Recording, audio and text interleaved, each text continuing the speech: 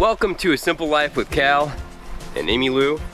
She's our little Patterdale Terrier. She's basically the one that runs the farm. So today we are going to work on the smoker.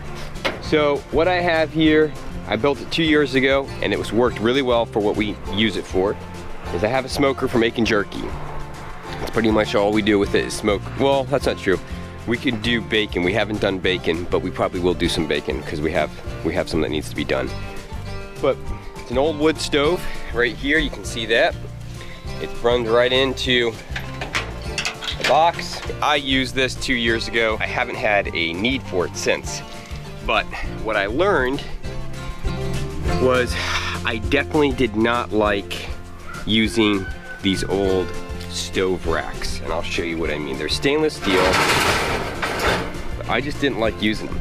What was happening was the meat, it was really hard to lay the meat across there and get them stacked up nice without pieces of meat falling, hanging weird, being lopsided. So after doing it last time, I decided I wouldn't do it anymore like that. And I went and I bought stainless steel hardware cloth. And the stainless steel hardware cloth I have in my shop. So what we're gonna do today is I'm gonna build some racks that are about yay tall, and they have stainless steel hardware cloth on them, and we'll be able to put the meat on there and we'll be able to stack them up. And so you can see I have these boards that go across. These are sturdy enough to hold all the way up and use them. And you can see I actually did I modified this tube so we'd spread the smoke out better. I did some experiments with this and it actually worked really well for just being a box smoker basically. I mean, it's nothing fancy. I know you can get super fancy with your smokers and I'm not one of those folks. Here's what I want. I want jerky. Deer jerky, goat jerky, beef jerky, whatever kind of jerky I want to make. I just want jerky. And the reason I want jerky is because it's a great snack all the way through spring and summer and fall and even winter. It stays good. I can throw a bag of it in my truck and I have snacks with me for a week or two. It preserves really well. Last time we kind of figured out the recipe that we like to use, and so that's what we're gonna do. We're gonna make some racks for this. I got a tape measure with me. We're gonna measure up what we need, and then we'll go from there. So, and I believe my hardware cloth is 18 inches wide. We're gonna double check that. Let me see. Okay, and I can do 30-inch wide. Actually, that's probably a little. We can go 30 inches. So we want to go 30 inches from front to back, and then side to side. I think I have. Yep. Okay. So yeah, 32 inches. So if we do 16s, so if we do we can put 16 by 216 by 30-inch racks on each of these. And then I think we can, if we do it right, we should be able to fit 2 of them on here. If we do them, yeah. So we should be able to fit 2 of them on here if they are no taller than 3 inches together. That's what, okay. So when I built this, and so, yeah, so we can build 1, 2, 3, 4, 5, 6, 7. So we can build 14 of the racks. What we have here is some milled fir. What we're going to end up doing is we're going to cut this down. We're going to do dimensions of 30 inches by 15 inches. That will get us, the 30 inches will get us our length. The 15 inches will get us actually 16 inches wide because we'll have a ½ inch on either side. And then the hardware cloth, we have more than enough.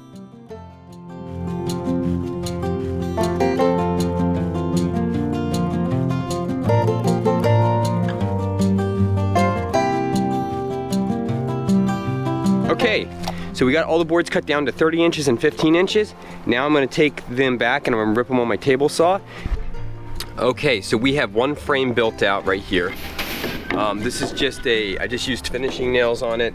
And while that's not super structural, once I attach the hardware cloth, I think it should be pretty good. And this is a hardware cloth. So we're gonna do a quick mock-up and see how this is gonna work. 1/4 inch or so overhang. That'll be perfect for putting staples in. Yep, this will work really nice. All right, well that worked out really well. Just stapled it all the way across, and I'm gonna cut this off over here.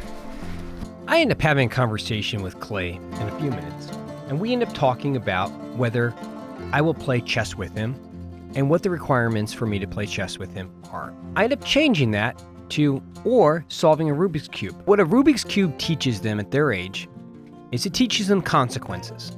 Every action has an equal and opposite reaction. When you spin the cube, things happen on the other side of the cube. You might not see what's happening, but it can change everything. I don't know if you just saw that. I just shot a nail straight through my finger. That hurts a lot. I just shot a nail straight through my thumb. Like out, like in one side, out the other. Like properly shot through, like Frankenstein, bolt through his head. I was working and I was shooting the nail down like this, and I just missed, and it went straight through. And The other side? Yep, came out the other side like that. Ah. And I pulled it out before I felt any pain. I was like, ah! Mom, are you going to kiss him? Literally right there, right there. Oh! Oh, the camera wasn't working for that one.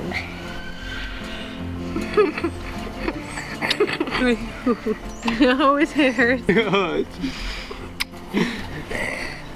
Hey, what are you doing? She need to see what's going on. Look at her, she's off her feet. Yeah?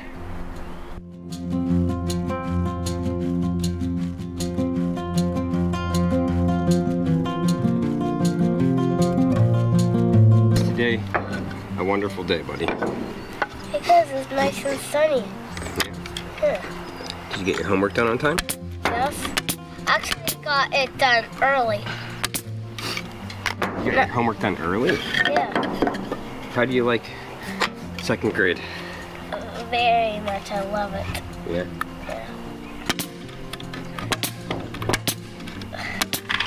I couldn't figure out math by myself like last year. You do? You figure out math by yourself? Yeah. That's the good part. You know what you should, I want you to do? What? I know I said that I wouldn't play chess with you until you beat me at checkers. Yeah? I think you really, really, really enjoy chess. I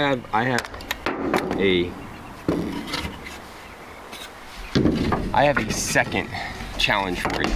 Okay? Here's the second challenge. If you can solve the Rubik's Cube, learn how to solve the Rubik's Cube, I'll play chess with you. I don't really think I can really solve it. You can solve it. Chess, if you can either beat me at checkers, or you beat me, or you solve the Rubik's Cube. Either of those two things, okay? Okay, so what we're gonna do here is we're gonna put the staples in this, and I'm gonna make sure it's all nice and square, and then I'm gonna start at one side and work my way down the side. Hey, kiddo!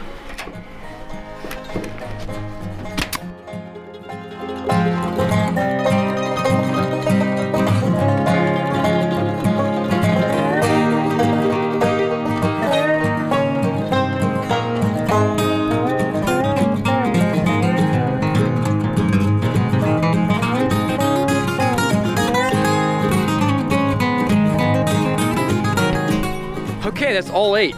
Not bad, nice little short project. They turned out really nice.